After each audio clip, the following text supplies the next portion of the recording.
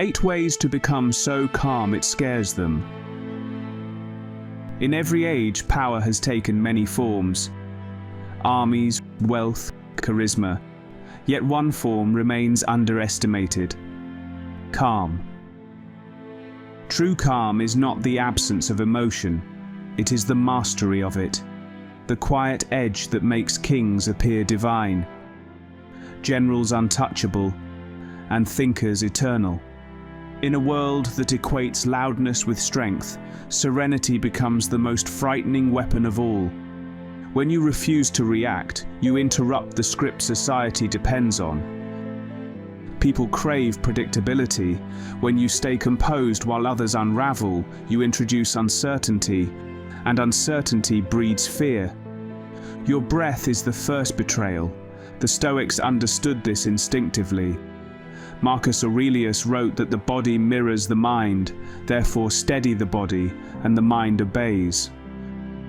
When chaos erupts, meetings, arguments, panic, slow your breathing until you reclaim tempo itself. 4 counts in, 6 counts out. This simple rhythm tells your nervous system nothing is wrong. And when your body believes that lie, others start to believe it too. Observe those who lead. Their power is not only in strategy, but in pulse. A steady breath becomes a signal, a coded message that you are anchored while others drift. Remember, panic is contagious, but so is calm. Master this, and you become the eye of the storm. Speed is the language of anxiety. The faster you speak, the more it can reveal a hunger for validation. Every rushed syllable whispers, "Please believe me." But when you slow down, when you carve space between your words, each phrase gains weight. The ancients called this measured discourse. It's how emperors issued decrees and why seasoned negotiators let silence finish their sentences. Notice how true authority never competes for attention, it invites it. Even in conversation, timing is dominance. Speak slowly enough that others must adjust their rhythm to yours, because the one who sets the tempo controls the exchange. Slowness forces presence. Presence breeds respect. Next time tension rises, lower your voice, slow your cadence. Watch how frustration morphs into curiosity, how people lean in, desperate to decode what you might say next. Speech becomes a weapon when it refuses to hurry. The eyes betray what the tongue conceals. When power meets insecurity, it's not words that determine the outcome. It's the gaze. Those who cannot hold eye contact are enslaved by instinct. They yield before the first argument has even begun. A calm gaze is the declaration of psychological superiority. It says, "I see you, I am unmoved, and I will wait until you reveal yourself." Stoics practiced this in the marketplaces of Rome. They observed without reacting, studying the tremor in another's breath. In modern terms, the neuroscience is simple. Extended eye contact activates threat response in the other. The heartbeat quickens. They feel seen, and being seen without being judged unnerves them. The secret is not aggression, but stillness. You do not glare, you observe. Imagine your eyes as the calm surface of a lake. Let others see their own distortion reflected there. Never underestimate the fear of being seen by someone who cannot be shaken. Silence is the great amplifier. Most men rush to fill it because they mistake noise for significance. But silence has gravity in negotiation, in conflict, in life. The first to break silence often loses. They reveal their insecurity, they confess without knowing it. The Stoics treated silence as a mirror for the soul. They knew that words are arrows, but silence is the bow that decides their force. Modern psychology calls it the discomfort gap. The average person tolerates only 3 seconds of unfilled space before anxiety takes hold.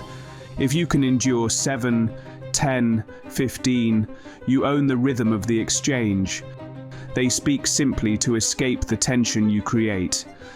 Silence is not absence, it is presence intensified. It allows the other person's mind to project fears, guilt, need onto you. You become a screen for their own insecurities, and in doing so, you control them without a single command.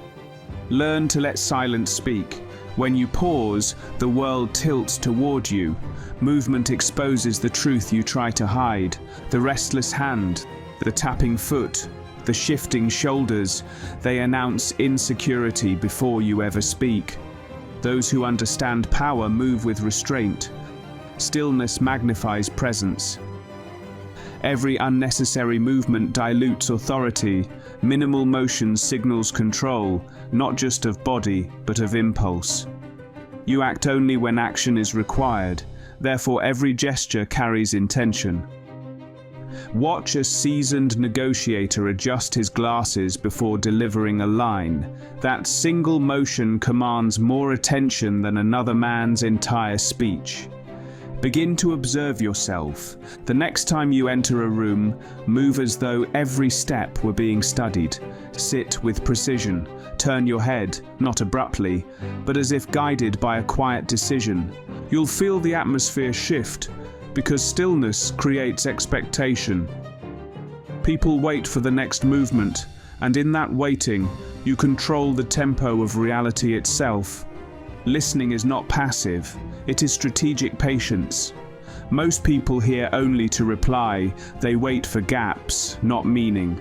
But to listen, truly listen, is to gather power quietly while others expend theirs.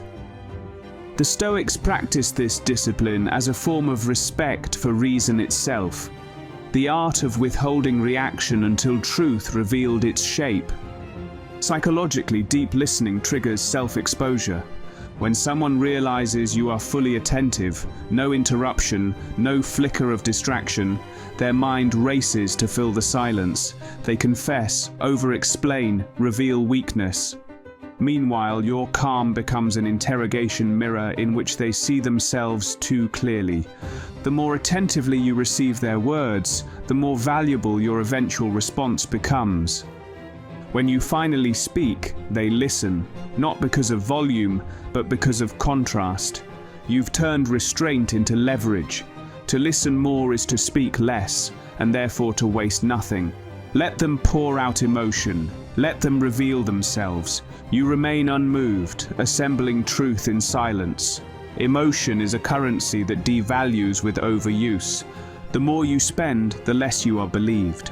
Those who chase persuasion with passion often drown in it, but the one who speaks calmly, factually, dispassionately, commands. The Stoics stripped language of fever so truth could stand naked and unashamed. They knew that reason, delivered quietly, burns longer than anger ever could. In psychology, this is called emotional containment. People trust stability, they fear volatility. When you speak without tremor, you become the fixed point others measure themselves against. Even disagreement feels like authority when it's calm. Choose words that hold weight, not heat. Replace "I'm angry" with "this concerns me." Replace "I love this" with "this is valuable." Emotion blurs, precision defines. Your neutrality will make others project passion onto you. They'll feel your control as dominance. Detach from the emotional theatre, and your words will carry the chill of inevitability.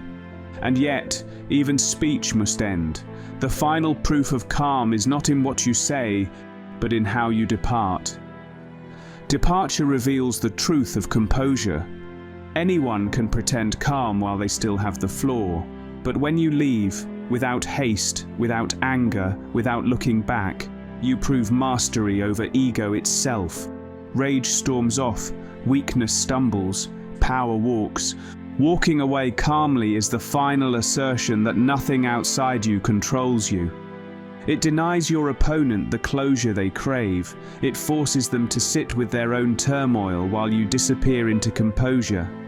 That silence after your exit, it's the echo of authority.